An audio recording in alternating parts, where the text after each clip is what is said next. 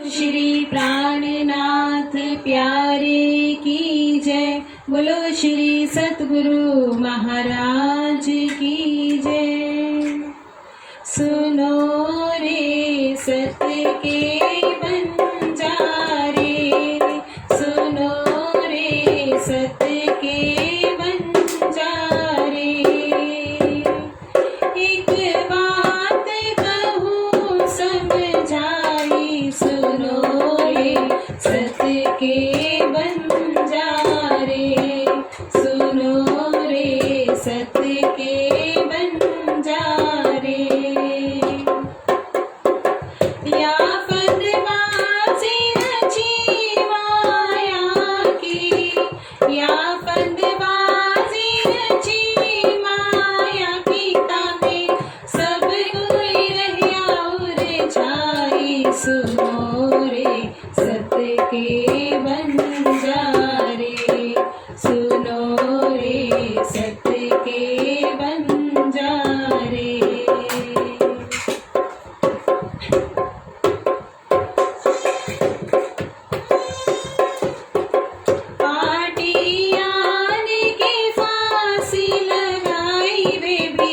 उलटी दई उलटाई बेबी, उलटी दई उलटाई।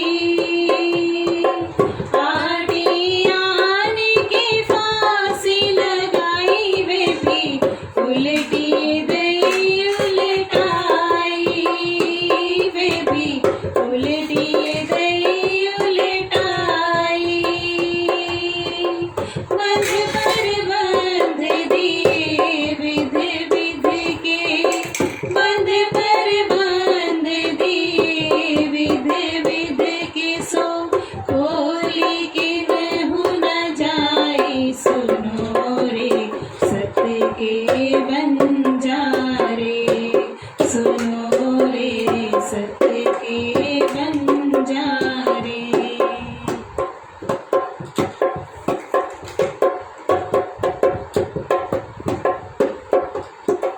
लोक लाज मर जाना छोड़ी, तब ज्ञान पदवी पाई, तब ज्ञान पदवी पाई।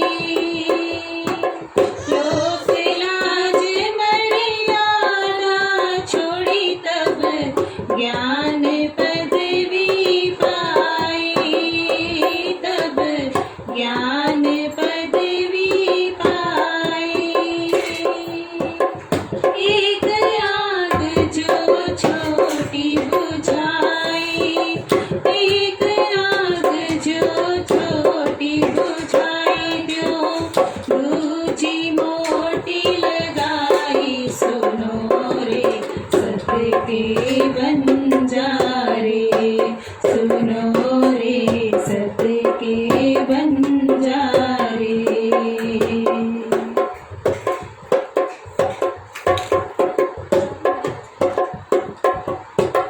होठ सेवक करो नाम निकालो, इष्ट चलाओ बढ़ाई, इष्ट चलाओ बढ़ाई। होठ सेवक करो नाम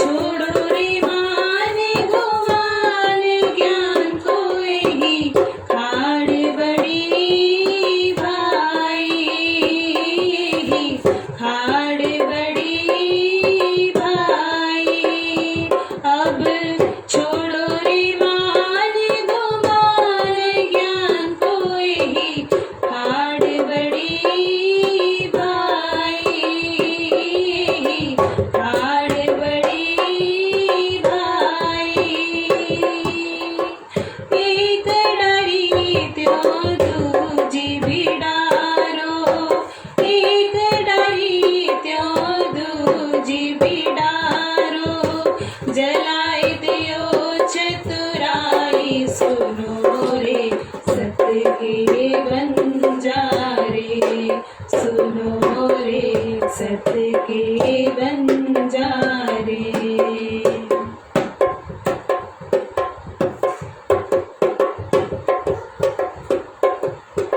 सत्य चाहो सो सबदा छीनो सो, आप न देव दिखाई तो आप न देव दिखाई।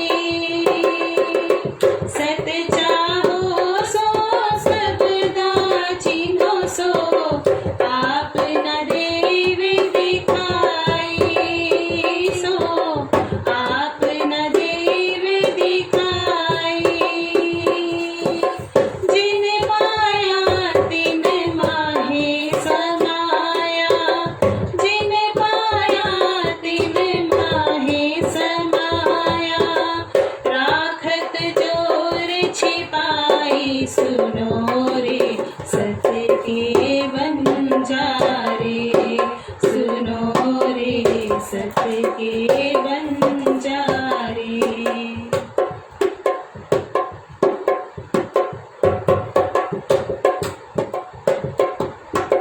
महामत कही सावचेत होयो, मिया है अंकुरो आई, मिया है अंकुरो आई। श्री महामति कही सावचेत होयो, मिया है अंकुरो आई, मिल्या है अंकुरो आई। झूठी झूठे साची पाइए, झूठी झूठे साची पाइए। सतगुरु जेरी जाई। सुनो रे सत्य के बंजारे, सुनो रे सत्य के बंजारे। एक बात कहूँ समझाई, सुनो रे सत्य के बंजारे, सुनो रे सत्य के बंजारे। या फंदबाजी रची माया की, या फंदबाजी रची माया की, तामे सब कोई रहा उरे जाई। सुनो रे सत्य के बंजारे, सुनो रे सत्य के बंजारे, सुनो रे सत्य के बंजारे, सुनो रे सत्य के बंजारे। बोलो श्री प्राणनाथ प्यारे की जय, बोलो श्री सतगुरु महाराज की जय। पाकिस्तान के मुसलमान टुच्चर पुच्चर हमला करके किसकी भैंस खोली, किसका कुछ छीन के ले गए, ये जन्म से ही इन लोगों का काम। अरब वाले लोग दमन द्वीप पर छापा मारते थे, आदमियों को, बच्चों को, औरतों को पकड़ के ले जाते थे, पर बेइज्जती नहीं किसी की करते थे। उन्होंने कीमत रखी हुई थी, बच्चे के इतने पैसे, औरत के इतने पैसे, जवान के इतने पैसे, बुढ़ों के इतने पैसे। वो लोग अपनी अपनी जाति वालों के पैसे इकट्ठे दे आते थे और छुड़ा के ले आते थे। अब उस समय दीप बंदर पर अरब वालों ने आके छापा मारा। बाई चांस उस समय भी तेज कुवरी जो है बंद में आ गई, और वो चली कहाँ गई? अरब में मस्कत बंदर। आज भी मस्कत बंदर है। यहाँ से जाएंगे ना कराची, कराची से फिर आगे मस्कत बंदर है, फिर बगदाद है, फिर कुवैत आता है, तो वहाँ पर वो चले जाते हैं। अब जो माया के जीवड़े थे, लो जी ये परमधाम के अक्षराती थे, अपनी पत्नी को तो बचा नहीं सके। अकल और ईमान की बात होती है, अब उन्हें क्या पता क्या कारण है। अगर तेज कुवरी जी मस्कत ना जाते तो स्वामी जी कभी भी अरब यात्रा कार्य कारण के बिना तो नहीं कुछ होता। वहां महाव जी भाई बैठे हैं और उधर दूसरे बंदर में हमारे सेठ भैरव सेठ बैठे हैं और कई सुंदरता की आत्माएं वहां उन तनों में आई हुई हैं। कौन जगाता? अब ये बहाना बनाकर अब स्वामी जी को कोई रोकता नहीं। कहते अच्छा स्वामी जी अब ये कार्यक्रम तो जरूर पूरा करना है, कृपा करके फिर लौटना। अब स्वामी जी कहाँ से चले? दीप बंदर से, और जाना है मस्कत बंदर। देखो कहाँ कहाँ से। उस समय कोई सवारी नहीं थी मेरे साथी, कोई गाड़ी नहीं होती थी, कोई यातायात का कोई व्यवस्था नहीं होती थी। बोलो अब कहाँ जाए? कौन रोटी देगा? कहाँ से मांगेंगे? ना, मांगना नहीं। अब स्वामी जी यहाँ से निकले, यहाँ से कच्छ देश में आ गए। थावर दिया साथ थावर जी और दिया भाई दो साथी रहते थे। मंडई मिले आए के फिर मंडई में आ गए, साथ के पकड़े हाथ वहाँ भी सुंदर साथ थे, उनको भी जो है इकट्ठा किया और चर्चा और अक अवेश जागने का देखने दे सुंदरता को फटकारते हैं। तारतम लेके घरों में बैठे हो, शर्म नहीं आती? क्या माया के बंडल उठा के परम धाम में ले जाओगे? क्या सब्र नहीं होता तुम्हें? अब जागो दिन आइया, अब जागो, धनी को पहचानो। क्या भरोसा है सांस का? रात को सवेरे शायद उठेंगे भी, कुछ भरोसा, कुछ अपनी आत्म का भी सोचो। दाम चलने का दिन आ गया। अब कहाँ लो खेल देखने, कहाँ तक इस माया में पड़े रहोगे? रोगे माया और माया में मिले रहोगे। भूल ही गए कहाँ मूल मिलावा, भूल ही गए किस तरह से गले में बहियां डाल के दाड़म की कलियों के तरह बैठे। कैसे राज्य श्यामा जी के ले करके हम चरणों में बैठे थे। तुम देखो घर अपने घर की याद करो। हमको क्या बताया श्री राज? क्या कहा था श्री राज्य महाराज ने कि मैं कभी भी तुमसे जुदा होऊंगा नहीं, और तुम्हें राज्य महाराज की कभी याद ही नहीं आती। हम खड़े कौन भूम में? कहाँ खड़े हैं? कहाँ बैठे हैं? कौन सी वो भूमि है? देख तू निस्बत अपनी मेरी रूह तू आंखें, तै तेरे कानों सुने हक बक्का के बोल। कौन जमीन पे तू खड़ी? कहाँ है तेरा वतन? कौन तेरा वतन है? किसकी तो अंगना है? और तेरा तन मूल कहाँ पर बैठा है? हम आए थे कौन काज? हम किस काम के लिए आए थे? माया बनने नहीं आए थे, माया का जाल बिछाने नहीं आए थे, माया को केवल देखने के लिए आए थे। वहाँ एक दिन रह के, वहाँ एक दिन बस मंडई में एक दिन रहे, सबको चर्चा वाणी सुनाई और कहा मिलके सत्संग करते रहो, तारतम का पाठ करते रहो, चितवन करते रहो। किए जीवते सबको जो है फिर दोबारा जिंदा किया। चर्चा कर समझाए के, चर्चा में आते रहेंगे तो हम भी जिंदा रहेंगे। और महीने में एक गोष्ठी होती, पता होता है कि इस दिन को है, सब काम काज पहले से निपटा लो, उस दिन कोई काम नहीं करना। कम से कम 1 घंटा 2 घंटे तो चर्चा, सत्संग, भजन, कीर्तन, सुंदर साथ के दर्शन हो जाएंगे। कपाइये आए तब मंडई से कपैया आए। हरबंस ठाकर रे, वहाँ कौन रहता था? बड़ा भाई हरबंस ठाकर वहाँ रहता था। ये नहीं देखा कि ये बड़ा है, देवचंद जी से तारतम ले रखा था, उसको पकड़ लिया। क्या लगे जहा रे हरबंस ठाकर, शर्म नहीं आती? तो एक तो मेरे से पहले जन्मा था और दूसरा तारतम भी तुमने पहले लिया था। बेशर्म बन के बीवी के चक्कर में यहाँ बैठा, तुझे शर्म नहीं आई? सतगुरु देवचंद जी धाम चले तो एक बार नहीं आया? बिहार जी महाराज को गादी पर बिठा तू नहीं आया? और कभी तूने आज दिन तक चिट्ठी भी नौतनपुरी ने लिखी। खूब उसको भटकारा। बोलता क्या? पाप था दिल में, एक दिन भी राज्य महाराज को याद नहीं किया। यूं उसको भी साफ सू करके कहा जा, बिहार जी महाराज गद्दी पर बैठे, जाके प्रणाम करके आ। भेजे बिहारी जी के पास। बिहारी जी का अभी क्या करते? अभी खुद थोड़ा कहते कि मेरे अंदर राज्य महाराज बैठे हैं। अभी तो मूल स्थान वही है, वहीं भेज रहे हैं, जाओ दर्शन करो। जय करो दीदार, दर्शन करके आओ। कहाँ से आए? भोजनगर। अब वहां से कहाँ चले गए? भोजनगर क्या था? हरदास जी रहते थे जहाँ देवचंद जी थे, वहां पर आ गए। हरदास जी तो धाम चल गए थे, उनका लड़का था वृंदावन। अब उस चर्चा सुनेगा, तारतम ले लेगा। आए घर वृंदावन, वृंदावन के घर आ गए, कारांतर बलिवान सो। बराबर जो है और भी सुंदर साथ वहां थे, सबको इकट्ठा करके चट्टा वाणी सुनाई और गाए शिवराज, और गाए भाव से पहचान करके कि राज जी महाराज मेरे घर आए, इस भाव से भोग लगाता है। दिन दो एक रह के 2-4 दिन वहां रह के फिर नलिये पहुँचे, फिर नलिया पहुंच गए, क्योंकि सिंध की तरफ जाना है। सिंध से आगे कराची जाएंगे। नलिये पहुंचे, पूछत कर तार से ती चल के, वहां से चल के अब कहाँ पहुंच गए? ठट्ठा नगर। सिंध में ठट्ठा नगर है, वो दुर्भाग्यवश पाकिस्तान में चला गया है ठट्ठा नगर।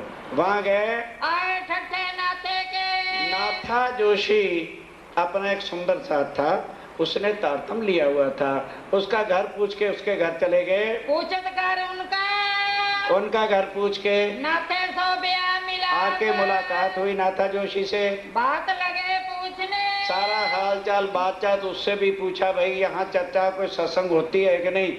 बस फिर धीरे धीरे वहाँ चर्चा सत्संग होने लगा, लेकिन देखा कि कोई खास आत्म नहीं है जो चर्चा को पकड़े। तो अब 10-12 दिन रह के चल पड़े। ठट्ठे नगर से कहाँ चले गए? जिसको वाणी में लाठी बंदर कहते हैं, उसको अंग्रेजों ने क्या कर दिया था? कराची बंदर। नहीं समझे? तो उधर गए, वहां से नाव में सवार होके मस्कत बंदर जाना है। 10-15 दिन तो चले गए, हवा माफक रही, और 16 दिन के बाद हवा उलट हो गई। जो सफर 16 दिन में किया था, एक ही दिन के बाद फिर वापस आ गए। अंदर से राज्य कहते रहे, भाई जा कहाँ रहे हो?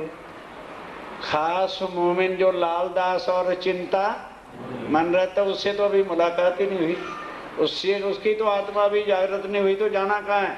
फिर लौट के आए, और फिर अब नाथा जोशी और सबको पता चला, तो स्वामी जी को दोबारा ले गए।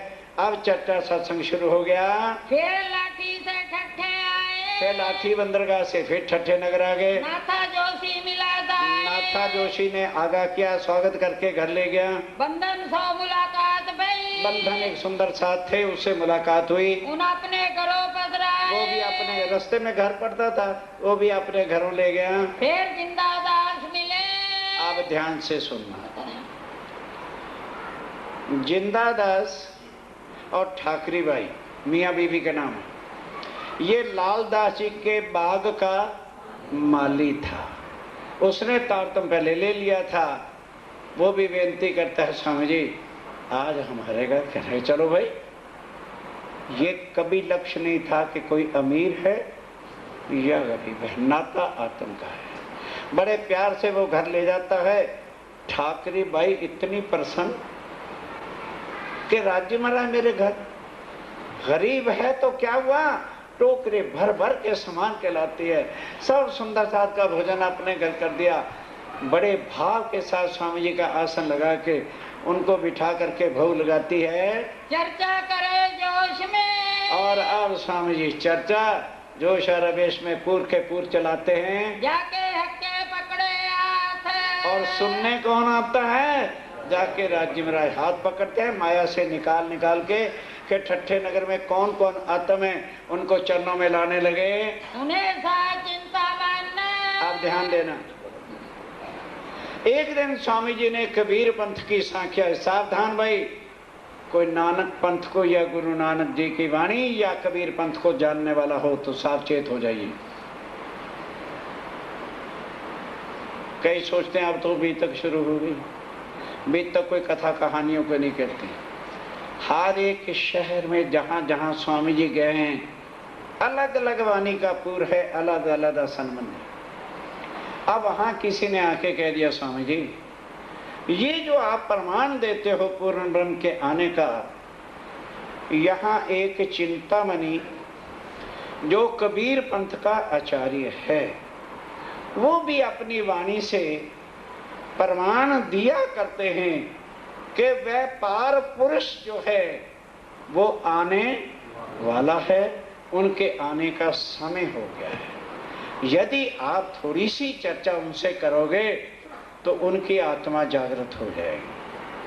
कहने लगे अच्छा तो फिर ऐसे करो, हमें उनके घर ले चलो। ये हमें ले चलो, पर एक दो साथी जान। मुझे वहां स्वामी जी शिजी करके मत बोला, खाली ले जाके मेरी और उनकी मुलाकात करा दो, फिर मैं जानूं और मेरा काम जाने। दो सुंदर साथ उन्हें लेकर चिंतामणि के घर चले गए। अब ध्यान से सुनने का प्रसंग है जरा। घर गए उनको, उनके घर चले गए, 300 करी मुलाकात, जाके मुलाकात की। स्वामी जी ने प्रणाम किया, देखती पाया सुख। अब स्वामी जी ने देखा सामने तो आना ही है। ओहो, परम धाम की खास आत्मा, अक्षरधाम की नहीं है। और बना क्या बैठा है? धर्म। अभी समझ नहीं आई, कबीर पंथ के आचार्य गादी पर बैठे हैं। वे करने लगा बात, अब वो बात करने लगा, देखा कि ये भी कोई संत पहुंचे हुए हैं। कहाँ से आए तुम? अब कबीर पंथ का आचार्य चिंतामणि पूछ रहा है उनसे, हे महाराज कहाँ से आपका आना हुआ? चर्चा करो हमसे। स्वामी जी कहते हैं महाराज यही ठट्ठे नगर में हमारा एक सगा संबंधी न था जोशी था, बस एक दिन उन्होंने आपका जिक्र कर दिया। हम आपकी महिमा सुन के आपसे चर्चा सुनने के लिए आए हैं। क्या तुम हमको सुनाओ और आप हमें सुनाओ। वो कहने लगे महाराज सुना मैंने भी आपका नाम है कि चिंता आप नाथ जोशी के घर आए हुए हैं, तो आप मेरी परीक्षा क्यों लेते हो? अगर तो देने आए हो तो मैं लेने को, नहीं तो जो कुछ मुझे आता है मैं वो आपको सुना भी सकता हूँ। जो कुछ ज्यादा आवे तुमको, और अगर मेरे से ज्यादा ज्ञान आपको आगे का आता है तो मैं लेने को भी तैयार हूँ। ये चिंतामणि कह रहा है। जो देने आए हो तो दो, और देने आए हो तो मैं जिज्ञासु बन के लेने को तैयार हूँ। लेने आए हो तो देने अम्मा, तो लेने आए हो तो हम देते हैं, तुम सुनो हम के। और तुम फिर सुनना हम कहते हैं। स्वामी जी कहते हैं महाराज आपको शायद किसी ने भुला दिया। अगर मुझ कुछ ये आता होता तो मैं आपके पास आता ही क्यों? हम तो आपकी महिमा सुन के लेने के लिए आए हैं। जो है चर्चा तप, पर इतनी कृपा करना कि मुझे आत्म कल्याण की चर्चा सुन, संसार के कर्मकांड या जीव पीव की चर्चा ये नहीं सुनाना। आत्मा का उद्धार कैसे हो सकता है, आत्म पार पुरुष को कैसे पहचान सकती है, मुझे ये ज्ञान सुनना है। कहो तो चतुर्भुज का, कह लगे महाराज, अब चिंतामणि बोल रहा है, कहने लगे महाराज सुन लो। कहो तो जो वैकुंठ के नाथ महाविष्णु ज्योति स्वरूप हैं, शंख गदा चक्र पद्म धारण किए हुए विष्णु भगवान, उसके साक्षात दर्शन यही कराता हूं। एक मंत्र बोलूंगा वैकुंठ के नाथ यहाँ आके खड़े हो जाएंगे। दिखाऊं तुम्हें दर्शन, यही दर्शन आपको दिखा सकता हूँ। क्या कहो ज्योति स्वरूप को, और नहीं तो ज्योति स्वरूप जो आदि नारायण का स्वरूप है उसको देखना चाहो तो मैं उसको जो है वेद मंत्रों से बुला सकता हूँ। कैसे साई शास्त्र फन, और शेषाई नारायण शास्त्र फनों पर जहाँ आदि नारायण लक्ष्मी जी के साथ बैठे उनके दर्शन करना चाहते हो, अभी बुला के उनके दर्शन करा सकता हूँ। के झिलमिलाना हद, ध्यान दो भाई, ब्यास वाले कोई सज्जन बैठे हो,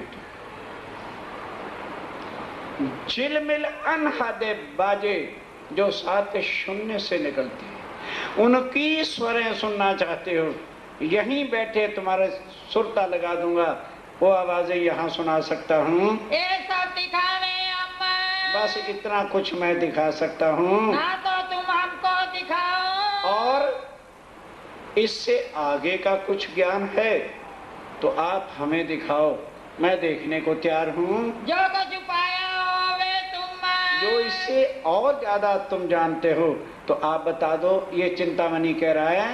तब श्री जी का, तब ध्यान से सुंदर सा जी, ध्यान से चिंतामणि क्या कहते, स्वामी जी क्या कहते हैं? हम लेने आए वस्त्र।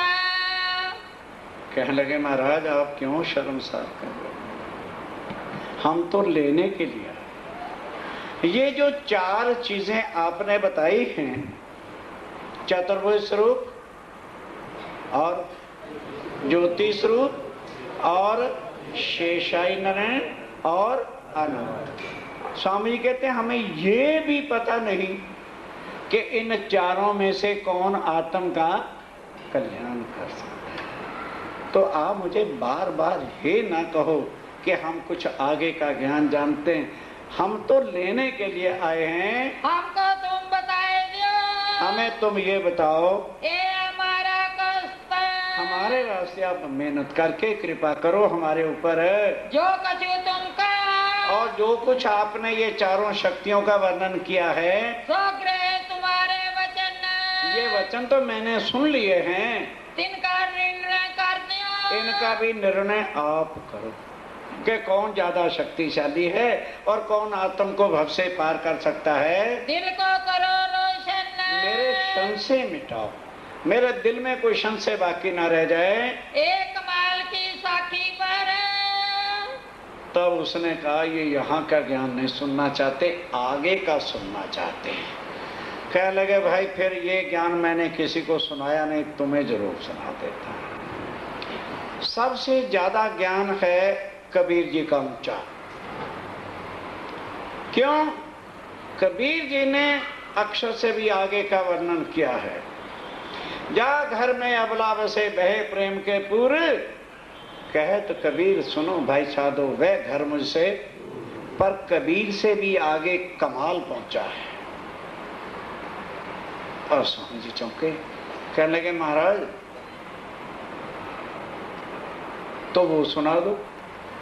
वो एक साखी कही तो कबीर ने थी, पर वो उसमें कमाल को बड़ा कहा गया है, वो अभी प्रथा बताता हूं क्यों। कौड़ी से हीरा भया, हीरा से भया लाल, आधा भगत कबीर है और पूरा भगत। इतनी बात कहने की देर थी, अब स्वामी जी कैसे बर्दाश्त करते। जैसे उसने कमाल को पूरा भगत कहा, स्वामी जी को आवेश आ गया। तब श्री जी ये क्या? तब स्वामी जी ने क्या कहा? तुम क्या जानो कबीर? कहने लगे आप कबीर पंथ के आचार्य हैं कि ठग हैं? वो क्यों डरे किसी से? कहने लगे सराफी का लगा रखा है बोर्ड और मिलावट का सोना बेच रहे हो, तुम्हें शर्म नहीं आती? वो कबीर पंथ का आचार्य होकर तू झूठ के अंदर माया के डाल रहा है। क्या औकात थी कमाल की? सुन हमारे से इधर। कबीर जी के लड़के का नाम कमाल था, समझ लगी नहीं? कबीर जी का एक ही लड़का था, लड़की पड़की और नहीं थी, और वो बच्चा था।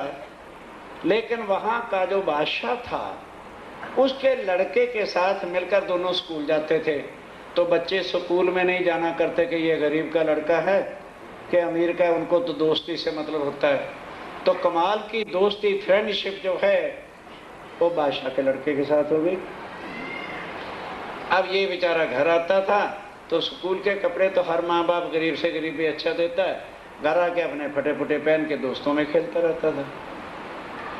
अब राजा का जो लड़का राजकुमार है, फल पीने, जूस लेने, बढ़िया खाना, बढ़िया पहनना, पोशाकें और घूमना फिरना, बागों की सैर, 15-16 साल की आयु में ठाड़ा जवान हो गया।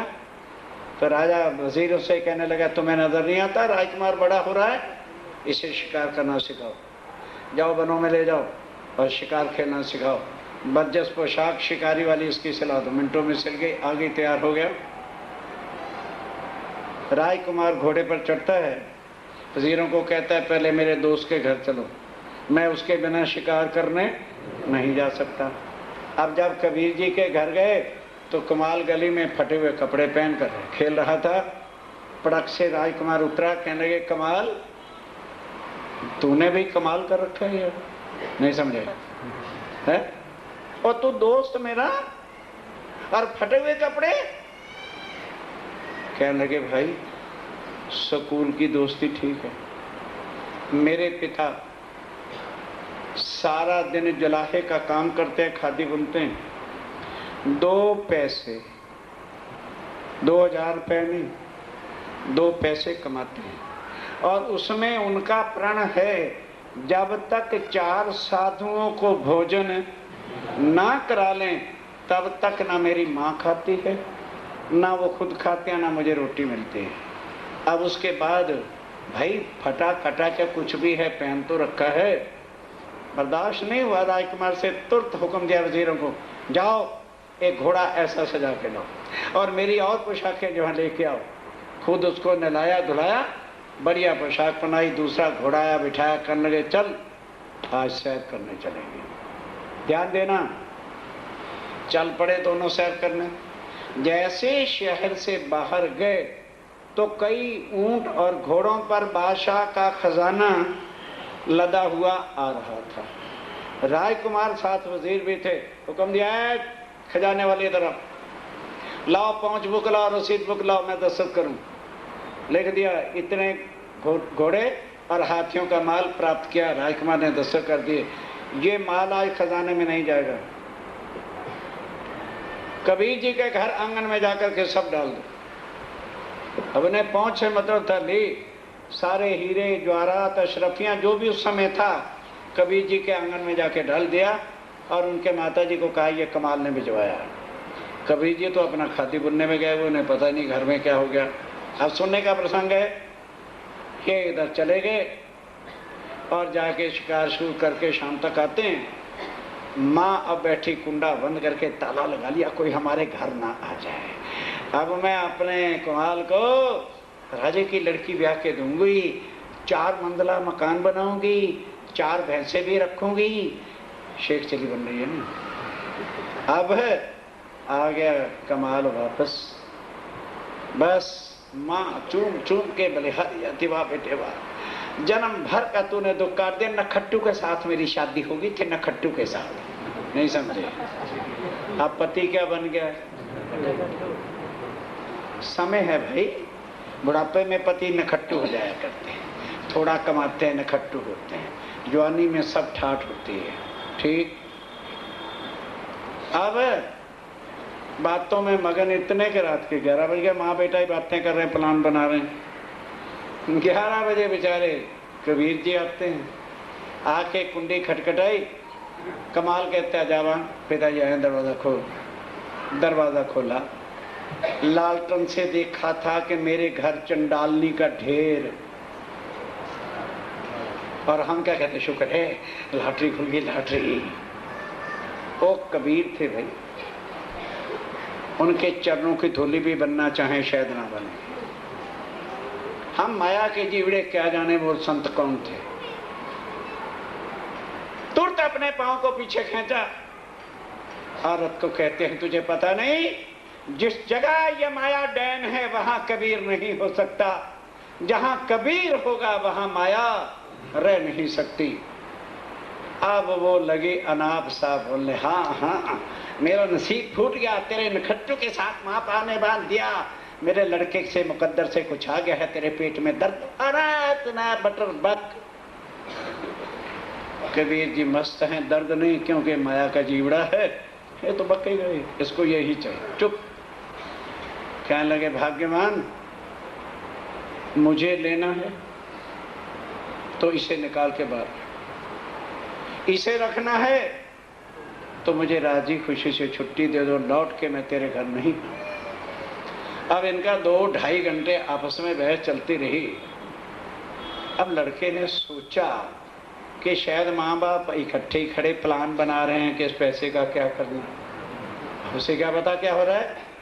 तो आधा घंटा और इंतजार किया, रात के 1-2 बज गए। कहने लगे तो लंबा ही प्रोग्राम बन गया, चलो उनको मैं अंदर ले आऊं, अंदर आके बातचीत कर लेंगे। जब कमाल गया तो सारी बात सुनी, बड़ा हैरान हो गया।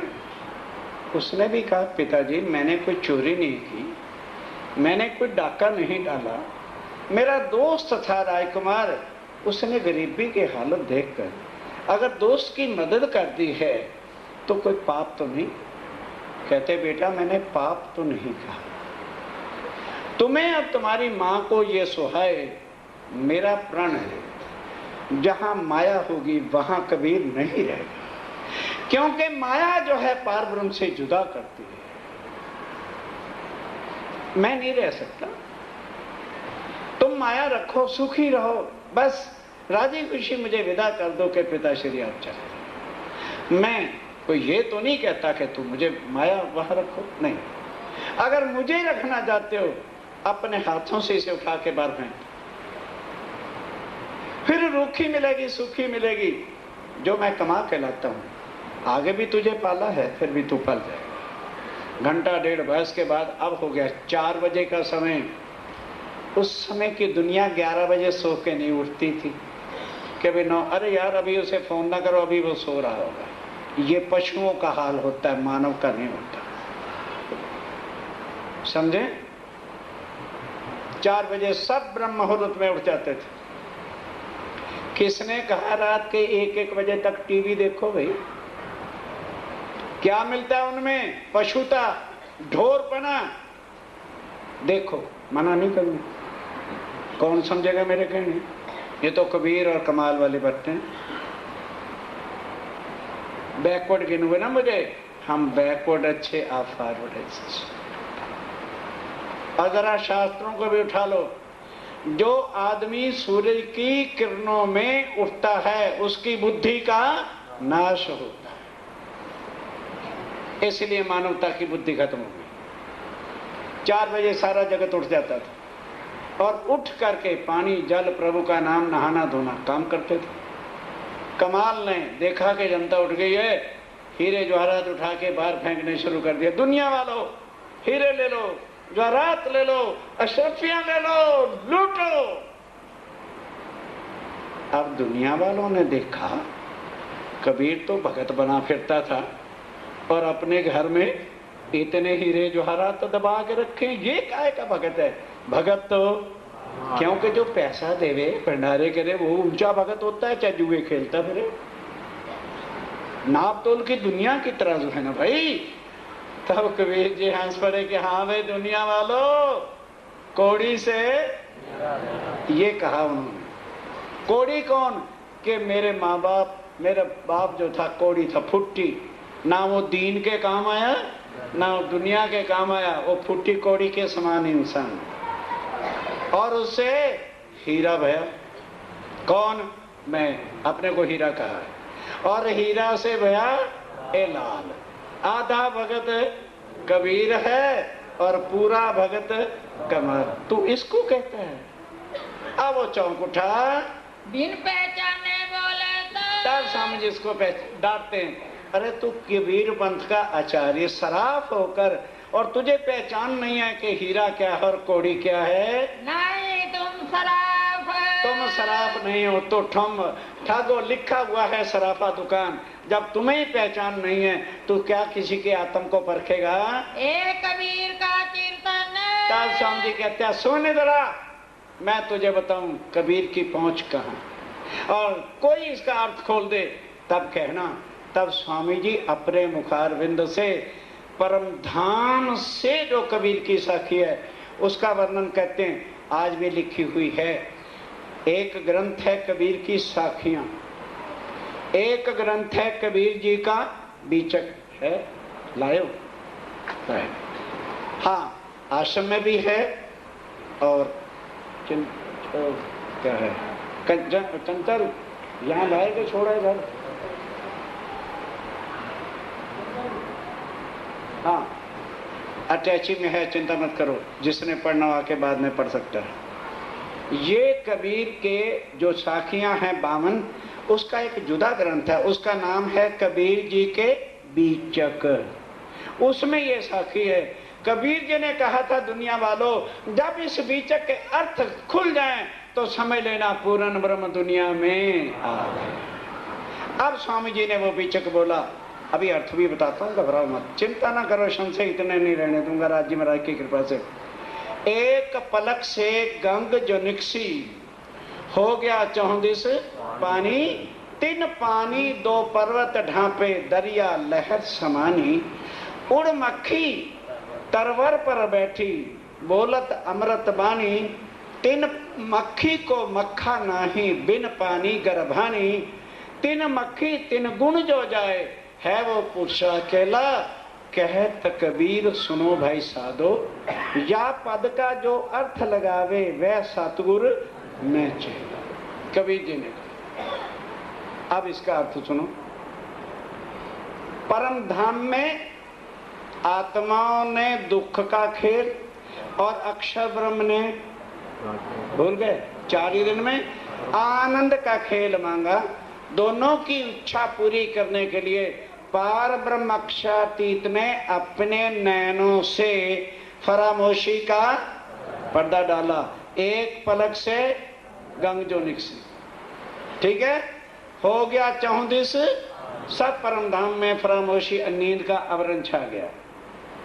हो गया 34 पानी, 3 पानी 2 पर्वत ढांपे, आनंद अंग और सत अंग को ढांप दिया। दरिया लहर समानी, दोनों की सुरता माया में। ब्रज में आ गए कि नहीं आ गए? तो आनंदंग और सखियों की भी सुरता माया में और अक्षर की भी सुरता माया में। दरिया लहर समानी। अब उड़ मक्खी तरवर पर बैठी। मक्खी क्या है? उसके हुक्म का स्वरूप। तरवर क्या है? वृक्ष। इस पर बिठाया, बोली अमृत बानी, हुक्म वेद कतेब में लाखों लिखे निशान। पार ब्रह्म के और आत्माओं के आने के ये अमृत बानी। अब उस मक्खी को मक्खा नहीं, जैसे संसार में पति पत्नी कीड़ा कीड़ी इस तरह से होते हैं, तो हुक्म के स्वरूप का कोई पति पत्नी नहीं। 3 मक्खी को मक्खा नहीं, और उसी के हुक्म से 3 गुणों की उत्पत्ति हुई, रजोगुण तमोगुण सतोगुण, ब्रह्मा विष्णु। आज 3 मक्खी 3 गुण जो जाए, है वो पुरुष। पुरुष एक है, वही पार पुरुष है, वही पार ब्रह्म है। पार पुरुष पिया एक है, दूसरा नहीं कोई, वही सबका साहिब। वो परमात्मा एक है जिसके लिए दुनिया आज वंचित थी। कोई निराकार कहता फिरता था, कोई साकार कहता फिरता था। साथियों, लिखा है पार ब्रह्म स्वयं आके अपनी सारी पहचान कराएगा। ये उनके मुखारबिंद की या पद का जो अर्थ लगावे वह सतगुरु। बस ये वाणी कबीर जी ने कह रखी थी कि जो इसका अर्थ खोलेगा वो इसे इंसान ना समझना, वो पूर्ण ब्रह्म होगा। ये चिंतामणि जानता था। इस चौपाई को सुनते भड़क उठा, देखो शब्द आगे चले। बस अपने चेलों को कहता, रे चलो मैं तुम्हें कहता था। ये वही वाणी है जो कबीर जी ने कहा था, जब बीतेगा 5000 पांचा तब आएगा पार ब्रह्म सांचा। ये वही पुरुष है, पकड़ लो इनको। सोन सखस मिलिया, ये वही शख्स हैं। एती मुलाकात करके जब इसने भंडारी खोल दिया, स्वामी जी कहते बहुत सुंदर, डॉक्टर खड़े हो जाओ, जल्दी चलो चलो भागो यहाँ से। बात ले करके चुप्पे से अपने नाथा जोशी के। अब वो बेचारा परेशान हो गया कि अभी मैंने इनका नाम तो, स्वामी जी का नाम तो पूछा नहीं था, अब मैं ढूंढूं तो क्या करूं। अब रात सोया, शाम को चिंतामणि ढूंढत फिरे।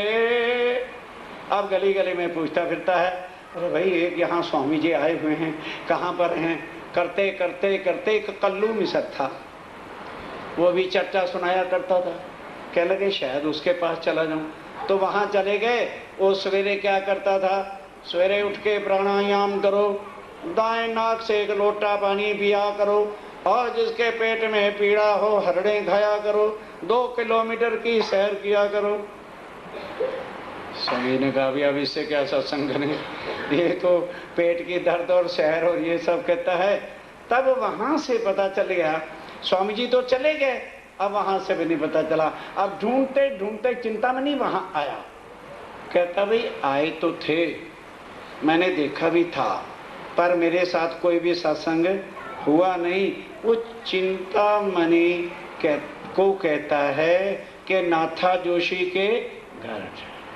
बस इतना पता लग गया, और अपने चेलों के साथ वो नाथा जोशी के घर पहुंच गया। अब सुनने का प्रसंग है। तान साथ सब बैठे थे, तब वहाँ सब सुंदर साथ बैठे हुए थे। बीच में बैठे सिराज। अब जैसे चर्चा हुआ करती थी, तखत बिछा था, स्वामी जी बीच में बैठे थे। चर्चा के वक्त मोह लगा, चर्चा के समय आके कदमों में लगा, प्रणाम किया। सथे संगी सब अपने, अपने साथ सारे चेले जो कबीर पंथ के और मानने वाले थे, सबको लेके आया। चर्चा लगे सुनने। अब चर्चा लगे सुनने। तो स्वामी जी जिसको देख लेते थे उसकी तो जरा खंडनी पहले करते थे। यहाँ अरे हम नहीं जाते यार, वहाँ खंडनी होती है, जाओ अहंकार के घोड़े पे सड़ते फिरो। अब सुनो, जैसे ही बैठे बस उन्होंने खंडनी शुरू कर दी कि भाई आज संसार क्यों डूबा है, क्योंकि आज के जितने भी महाराज महंत गादीपति हैं अपने अहंकारों में डूबे हुए हैं और खुद नहीं जानते आत्मा का कल्याण कैसे होगा, केवल गद्दी और मान अभिमान में पड़े हुए। इतना तो बुद्धि चिंतामणि नहीं था कि मेरे सिवाय और कोई महाराज है नहीं। खूब जब खंडनी हुई, बाद में आया, कहने लगा स्वामी जी खंडनी की तो मुझे चिंता नहीं, आप मेरे को निर्मल कर रहे हैं, पर बात यह है आपने तो कुछ दिनों के बाद यहाँ से चले जाना है, मेरी गद्दी और चेले तो यहाँ रहे, कुछ मेरी शर्म रख लो। स्वामी ने कहा भाई हम किसी को बेइज्जत करने नहीं आए, हमें क्या मतलब हम किसी की खंडनी करके उसको जलील करें, पर ये बता तेरे अंदर जो कोड़ घुसा हुआ है अहंकार का, गुमान का, वो निकालेगा कौन? पर अच्छा तू जा, कल मैं ऐसी चर्चा सुनाऊंगा, या तू जाने या और किसी को पता नहीं लगने दूंगा, पर ये सोच ले पिटाई तेरी ऐसी करूंगा। पहले कह दिया कि जैसे कुम्हार घड़ा बनाता है ना, पहले इतना बनाता है, फिर अंदर एक मुट्ठी होती है, उसके पास मिट्टी की पकी हुई अंदर डालता है, ऊपर डाल के रेत इतना बड़ा होता है, थपाचा दे मार मार मार के इतना बड़ा करता है, फिर पका के घड़ा बना देता है। उसी तरह से पकाऊंगा जरूर तुझे, घड़ूंगा जरूर, तू चिंता मत कर। अब वो चला गया। राज्य महाराज को एक एक आत्मा को जगाना कितना कठिन है। जिन्होंने समझ लिया अरे वहां क्या जाना, हमारी तो हमारी खंडनी, जिसकी खंडनी वो समझे मेरे से इतना प्यार और किसी से करते नहीं, पर ये दिमाग में आना बड़ा मुश्किल होता है कि वो मेरे से प्यार करते हैं तभी तो मुझे निर्मल करते हैं। अब राज्य रात को किरंतन देते हैं, सुनो रे सत के बंजारे एक बात कहूँ समझो। अब सवेरे वो आया, आके सब चेलों के साथ जब चर्चा सुनी, इसी किरंतन पर चर्चा हुई। अब किसी का पर्सनल नाम था ही नहीं। सुनो रे सत के, है कोई सत का खरीदार, है कोई सत के चाहने वाला, एक बात कहूं समझा। आंटी आन के फांसी लगाई, सो भी उल्टियां दई, कि तुमने यहां पर आके लोक लाज, मान गुमान, अपना अहंकार, अपनी चतुराई, अपना खानदान, अपने परिवार की इतनी गांठें लगा रखी है कि सो भी उल्टियां दे उल्टाई। जो कोई खोलना भी चाहता है बंद पे बंद दिए बिद बिद के, पर खोली किनु। छोड़ो रे मान, कहो स्वामी जी की वाणी भी छोड़ जाओ, खंडनी हो रही। छोड़ो रे मान गुमान ज्ञान को, एक खड्ड बड़ी है भाई, जो इसमें अहंकार में गुमान में डूब गया, उसको निकालने वाला कोई। ये मन के सौदे, हम इल्मे बन जाए, हम चर्चा करें, मन के मते न चालिए, मन के मते अनेक, ले डूबे मंझधार में, फिर बल्ली लगे ना टेक। उस जगह से कोई तुम्हें निकाले, इनसे बात दिल पे रख लो तो आज निर्मल, उल्टा चलो तो खड्ड में जाओ। स्वामी जी ने को ठेका ले रखा है तुम्हारा। कहना छोड़ो रे मान गुमान ज्ञान को, एक हडबड़ी है। अगर निर्मल होना चाहते हो, मनवा दिए बिने हाथ न आवे, सत की बड़ी ठग। जब ये किरंतन खोल खोल के, और श्री जी ने सारा वर्णन किया, आत्म जागृत हो गई। सुंदर साथी, आत्म जागृत हो गई। यहां रूठ के घरों को लोग जाते हैं, उठ के खड़ा हो गया, कहता है स्वामी जी मैं काले कुत्ते को लाठी से मारना चाहता हूं। कोई नहीं समझा, स्वामी जी समझ गए। भाई उसकी भाषा वो समझ रहे, क्या मतलब? काला कुत्ता अहंकार, अभिमान, गुमान, और लाठी क्या है? स्वामी जी की वाणी। बस मुझे पता चल गया, आ मेरे धाम के धनी है। चरणों पे आके गिर पड़ा, सारे चेलों को खड़ा होके कह दिया, कहेगा कोई मेरे अंदर कुछ नहीं है, मैं कोई तुम्हारा गुरु नहीं, साक्षात पार ब्रह्म आए हुए हैं, कुछ लेना है तो इनके चरणों पे गिर जाओ। सब उसके साथी और कबीर पंथ चरणों में तारतम नहीं जड़ी जल्दी से देखते। क्यों? सिंध का किनारा, समुद्र जहां होता है वहां मछली का प्रयोग ज्यादा होता है। आप स्वामी जी को पता था, लेकिन ऐसे तो नहीं कहते। क्या लगे भाई सुन लो, मंत्र दे के मैंने गुरु नहीं बनना। पहले 4 चीजों का प्रतिज्ञा करो, क्योंकि इन चीजों को छोड़े बिना कभी भी आत्मा निर्मल हो नहीं सकती। चाहे लाख साल जो है चर्चा सुनते रहे, क्योंकि prevention is better than cure. जब तक परहेज नहीं करोगे दवाई कुछ असर नहीं करेगी। ये 4 चीजों का परहेज है, आगे भी बताया था। आज चपाई से सुन लो। एक हराम का मांस को, एक हराम का है, चाहे वो मछली का है, बकरे का है, मुर्गे का है, तीतर का है, किसी चीज का है। क्यों? पशुओं का खून खाओगे तो रक्त अंदर पशुओं का जाएगा, तो वृत्ति तुम्हारी पशुओं जैसी हो जाएगी। फिर वो चर्चा कहां से समझेगा? दूसरा हराम शराब, दूसरा हराम शराब। नशे की कोई चीज, गांजा, सल्फा, भांग, तंबाकू कोई भी है, ये कोई सेवन करना नहीं। तीसरा औरत वीरानी तजे, और तीसरा वैश्यों औरतों का कभी भोग ना करना, नहीं तो तुम्हारा भी रक्त जो है मलिन होके नाश हो जाएगा।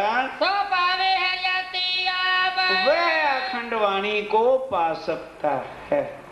हयाती आब इस वाणी को कहा है, उसी की आत्म जो है निर्मल होके अखंड हो सकती है। चोरी झूठ बोलना, और चोरी भी और झूठ बोलना उतना ही बड़ा पाप है जितना शराब पीना और मांस खाना है। इनका छुड़ाया उदक, सब ने उदक लिया कि स्वामी जी जो आज दिन तक हो गया वो तो आप माफ कर दें, और आज से हम प्रतिज्ञा करते हैं कि मर तो भले जाएंगे, लाश भले उड़ जाएगी, इन चीजों का सेवन दोबारा जिंदगी में करेंगे नहीं।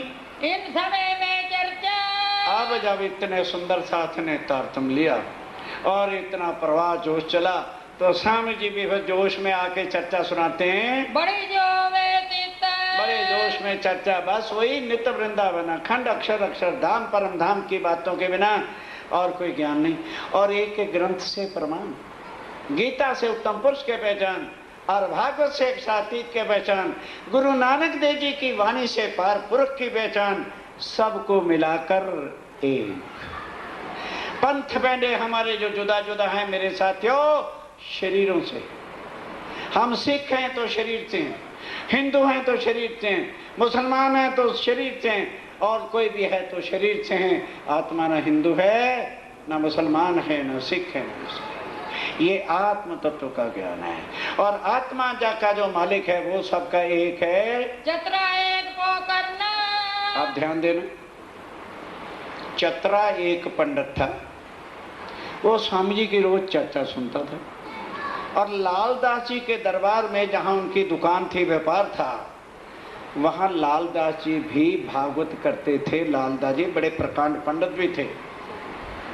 अब वहाँ भागवत सुन के ब्रिज और रास का वर्णन कहाँ सुनाते थे?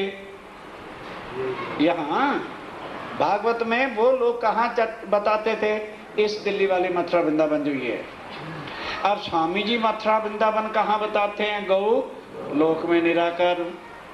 तो चतरा पुकारना, आज स्वामी जी की चर्चा सुन के गया तो बाई चांस लालदास जी के भी उस जगह पर वृंदावन और गोकुल का ही वरना बाई चांस आ गया। अब चतरा पुकारना से रहा ना गया।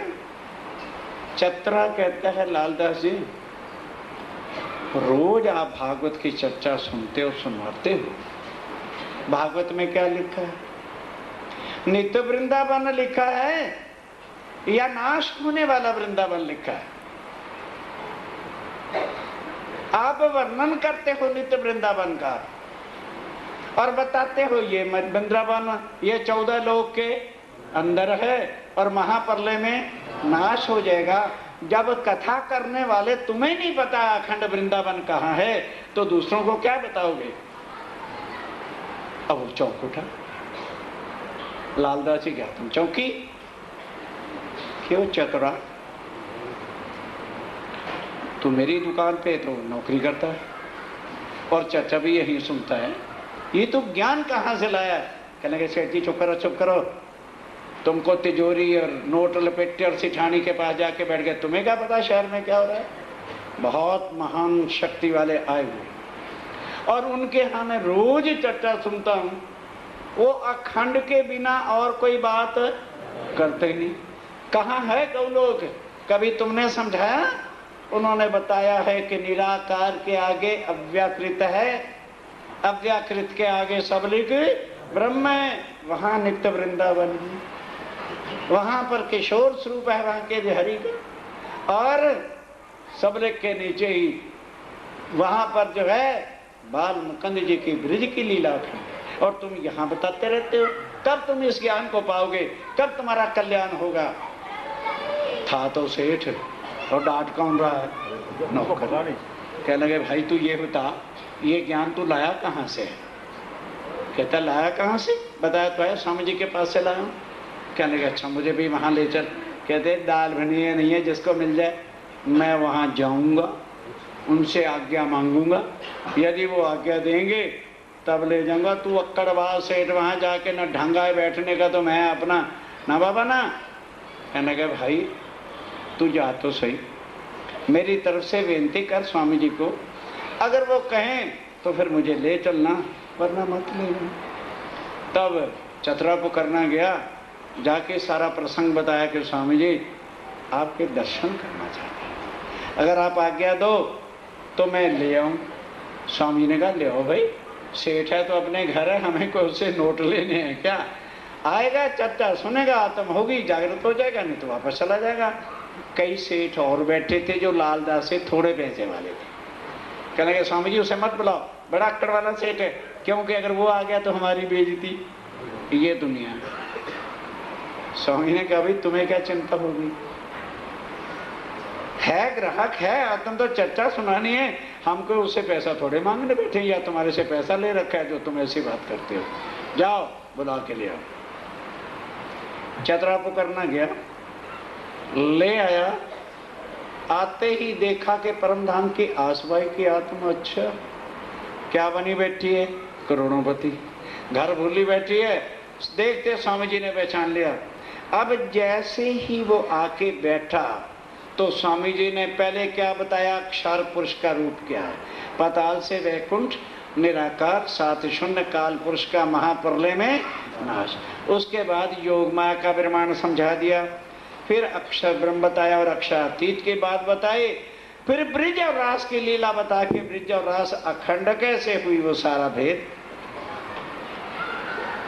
1.5-2 घंटे चर्चा सुनी, वापस आ गया। अब चर्चा में चित्त है, रोटी तो खाई, दिल नहीं लगा, तो कहता है यार आज बाग में ही सैर कर लें। बगिया में चला गया और वहाँ जिंदा दास बैठा था, माली। उसने माली होने के कारण से गुलदस्ता ला के पेश किया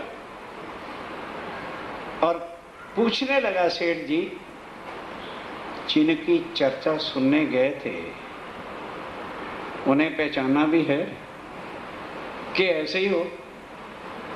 उसके जो होशो आवाज थे वो भी गुम हो गए। साला मेरा ही नौकर चतुरा था, वो मेरा बाबा, ये और बाबा बना बैठा है। मेरे से तो यही मेरे नौकर अच्छे। लानत है इस पैसे पर जिन्होंने मुझे माया में डबो रखा। वो कहते जी अगर आप कह दो मैं ज्ञान तो नहीं सुना सकता, मैं इनकी पहचान करा देता। घबराना नहीं, 5 मिनट ऊपर भी हो जाए तो अभी समय है, चिंता मत करना।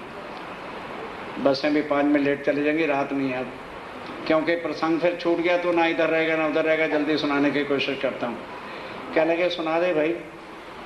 कहने लगे मारकंड का प्रसंग भागवत में आता है, सुना होगा मारकंड ऋषि का। ये हरियाणा में कुरुक्षेत्र का ताल है ना, वो इसी से है। जिसके माता पिता तख्त चारपाई पे मरने, मारकंड ले चलो पवित्र हो जाएगा। वहां क्या बैठे पंडित लुटेरे, फर्नीचर वालों से साठ गांठ कर रखी है। पलंग लेके दिया, लूटा, वो चला गया पलंग फिरा देव रेट में, और वही एक एक पलंग 100 बार बिक रहा। और हिंदुओं के माँ बाप की आत्मा जागृत हो रही है, जा हो रे पत्थर के कीड़ों। अब सुनो कि मारकंड ऋषि नारायण के दर्शन करने के लिए इसी ताल के आपे उसने तपस्या की थी। इसके लिए मारकंड का ताल कहते हैं। अब उसकी तपस्या स्वीकार होने का दिन आ गया। नारायण भगवान ने कह दिया भाई मैं मारकंड मेरा भक्त तपस्या कर रहा है, उसको दर्शन देने के लिए जा रहा हूं। तो नारद तो बीच में खटपट गया है ही ना। उधर पता चला नारायण भगवान दर्शन करने आ रहे हैं, इधर मारकंड ताल के पास ही ऊपर वहां कौन आ गया? नारद महाराज कहते नारायण नारायण। मारकंड ऋषि कहते हैं आओ महाराज। कहने लगे तुम्हारी तपस्या होगी स्वीकार, नारायण भगवान आने वाले हैं, तो क्या मांगेगा? कहने लगे उनके चरण मांगने के। चरण मांगने क्या रखा चरणों में? उनको कहना प्रभु चरणों से भी दूर ना करो और मुझे माया भी। वरदान तो एक ही हुआ ना, चीजें तो है मांग लियो। कहने लगे ये रह तेरी ठीक है, मैं यही मांगूंगा। नारद ऐसा होता है। अब वो तो चले गए, नारायण ने दर्शन दिए। अब दर्शन करके बड़ा प्रसन्न हुआ। नारायण भगवान कहते बेटा बोलो क्या चाहते हो? कहने लगे भगवान पहले ठहर कर, मांगना तो है मैंने, पर रुक जाओ। कह ना पहले मांग ले। कहने लगे महाराज एक तो चरणों से कभी भी जुदा, और दूसरा मैंने माया भी देखी। कहने लगे दोनों चीजें? अच्छा ले पहले तुझे माया दिखा देता हूँ। कहने लगे अच्छा रुक जाओ, पहले मैं चंदन करके पूजन तो कर लूँ। कहने लगे रगड़ चंदन। वो चंदन का पत्थर होता है ना नीचे, उस पर पानी छीटा और चंदन की लकड़ी पकड़ी और पकड़ के अभी आधा ही चक्कर दिया। ध्यान देना, पूरा भी नहीं रगड़ा, भी आधा ही चक्कर दिया कि नारायण ने उसके ऊपर माया का आवरण डाल दिया। वो वहीं का वहीं चंदन हाथ में बैठा। अब माया में वो क्या देखा कि बस वो समुद्र में गोते खा रहा, गोते खा रहा, गोते खा रहा, गोते खा रहा, खाते खाते खाते भूल गया कि मैं पुरुष था। सुंदर नारी का तन उसको मिल गया माया में, और वस्त्रहीन अति सुंदर नारी वो समुद्र के किनारे के धोबी कपड़े धो रहा था। अब उसने देखा कि किस पापी माँ बाप ने या जालिम खामंद ने इतनी सुंदर स्त्री को धक्का दे दिया है। तब दूर से वो पूछता है धोबी भाई बहन तू पहले ये कपड़े पहन ले, फिर मैं तेरे से बात करता हूँ। धोबी के पास हर प्रकार के कपड़े होते हैं। उसने साड़ी इत्यादि जो कुछ बहनों के कपड़े होते हैं फेंक दिए, उसने पहन लिए। कहने लगे जमाना बड़ा खराब है, तू बता दे कि जाना कहाँ है, हम तुम्हें वहां पहुंचा देते हैं। अब बोलो मारकंड क्या बताए कहाँ जाना? बोलो कहाँ जाना? कहाँ से आए? सुधी नहीं हो, भूल गया मैं मारकंड था और नारायण के चरणों में खड़ा था, सब खत्म। कहने लगा मुझे कुछ पता नहीं, वो औरत कहती है। कहने लगे भाई फिर देख ले, मेरे साथ जीवन बिताना है तो शादी कर ले, मैं धोबी का काम करता हूँ। अब वो सोचने लगी जिसने बगैर परिचय के मुझे कपड़े दे दिए तो बाकी 2 रोटी का तो धंधा है और क्या है। ठीक है, अच्छा शरीफ आदमी है, जीवन कट जाएगा। कहने लगे भाई मैं तेरे सहारे ही जीवन काट लूंगी। शादी हो गई। मारकंड क्या बन गया? धोबन। ये भी कठिन बुझारत है जो बोलते नहीं। मारकंड क्या बन गया? माया में आके धोबन बन गया। अब नारायण ने माया दिखानी है, साल नहीं बीता तड़ाके एक बच्चा। माया में फंसाना तो जल्दी जल्दी काम होगा। अब एक बच्चे को तो वो समझे कुछ नहीं, टीचो पीचो करे, लपेटे लपाटे, कपड़े भी धोआवे, प्रेस भी करे, काम चलता रहा, फटाफट होता रहा।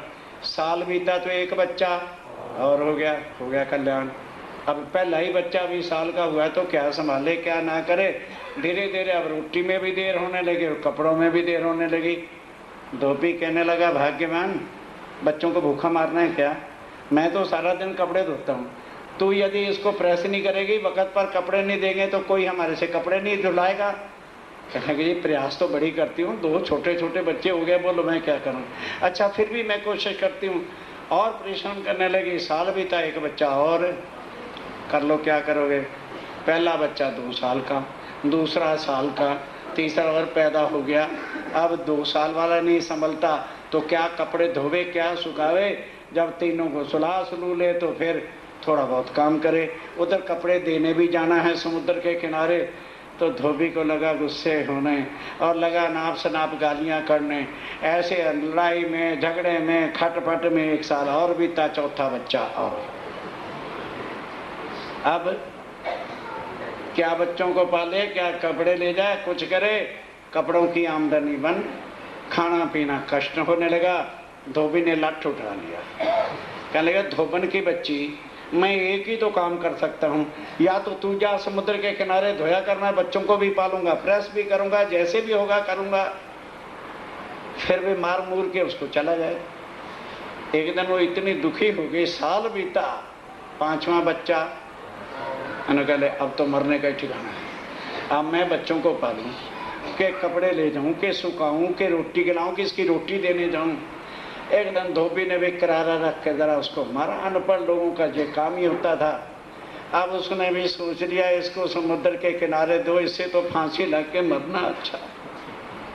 धोबी गया और उसने लकड़ियों के छतीर होते थे, उसमें रस्सी डाली का फांसी लगना है। अब जब लगा कौन मारकंड फांसी लेने, तो नारायण ने सोचा भी ये तो काम गड़बड़ हो गया। पड़क से जो है अभी फांसी गले में डाली नहीं थी, दरवाजा आके खटखटाया, खोलो। उसने सोचा शायद धोबी आ गया। भाग करके गई तो क्या नौजवान साधु महात्मा खड़ा है। मारकंड की कथा सुनाते हैं तब हम भोजन पाते हैं, तेरा सत्यानाश हो गया। वो मारकंड धोबन जो है गालियां देती है। मारकंड का बच्चा चला फिरता है, चल यहाँ से, शर्म नहीं आती, दोपहर के वक्त में नौजवान टुंडे मस्टंडे चल पड़ते औरतों को अपमान करने के लिए। कहता भाई मारकंड की कथा सुनाते हैं तब हम भोजन पाते हैं। और जबरन अंदर घुसा रहा है, अरे क्या तू साधु है, महात्मा है, डाकू है, चोर है, मारकंड की कथा सुनाते हैं तब हम भोजन पाते हैं। कहता मार फिर जा। बस जहाँ वो धोबन रोटी बेल रही थी वहीं आके बैठ गया। अब कहना गया मारकंड एक ऋषि था, उसने ऐसे तपस्या की, नारद ने उसको आके ये कह दिया। फिर आदि नारायण ने दर्शन दिए और उसने मांग लिया कि मुझे माया भी दिखाओ, ऐ प्रभु चरणों के अंदर भी रखना। तब भगवान ने कह दिया अच्छा पहले तू चंदन घिस ले और फिर इतने में मैं माया दिखाता हूँ। आधा ही चक्कर लगाया था, नारायण भगवान ने माया का जाल डाल दिया। अब वो समुद्र में लुढ़कते लुढ़कते पुढ़कते औरत के रूप में। अब औरत के रूप में जब बात कही तो याद आ गया। फिर वो सारी धोबी की बात बताई, फिर वो बच्चों का सारा प्रसंग बता दिया। ऐसे बच्चे हुए धोबी मारने लगा। और आज वो धोबी मारकंड ऋषि जो है फांसी ले रहा था, तो नारायण भगवान स्वयं बन के साधु जो है उसके जो है वो कर रहा है। भगवान बह गिरा और माया हटाई तो वो कहाँ पहुंच गया? बोलो, अरे मारकंड धाम में नारायण के चरणों में पहुंच गया। अब वो जिंदादास कहते हैं इसे पहचाना है जिसको साधु कहते हैं, यही अक्षरातीत है। मूल मिलावे में हमने इनके चरणों में बैठ करके माया। हम आज उस धोबन की तरह से भूले भटकते फिरते हैं। और वो जानते हैं, और आ करके माया की फांसी से हमको छुड़ा करके अपने चरणों में ले रहे। रो रो के लालदास जी भागते हैं स्वामी जी के चरणों में। अब बस चर्चा सुनते हैं, सेवा करते हैं। अब इस प्रवाह में जो है जितने भी ठट्ठे नगर की आत्माएं थी वो जागृत हो गई। अब यहाँ से आगे मस्कत बंदर चलेंगे। वह प्रसंग कल रात को भूला नहीं। बोलो श्री प्राणनाथ। श्री महामत के साथ जी, श्री महामती के साथ जी, ठट्ठे की बीत, ठट्ठे की बीतक, अब कहूँ मस्कत की, अब कहूँ मस्कत की, जो आ गया है हक, जो आज्ञा है हक, जो। बोलो श्री प्राणनाथ। पिया तुम हो तैसी कीजियो, मैं अर्ज करूं मेरे पियो जी। हम जैसी तुम जिन करो, मेरा तलप तलप जाए जीव जी। जीव तो जीवे नहीं क्यों, मीठे दिल की प्यास जी। तुम बिना किन से कहूँ पिया, तुम हो मेरी आस जी। आस वीरानी तो करो पिया, जो कोई दूसरा होए जी। सविद वाला जी सामरथ दिन, रैन जात रोए रोए जी। जन्म अंधी जो मैं होती, सो क्यों देखूनी के कार जी। जब तुम आप दिखाओगे, तब देखूंगी नैन नजर जी।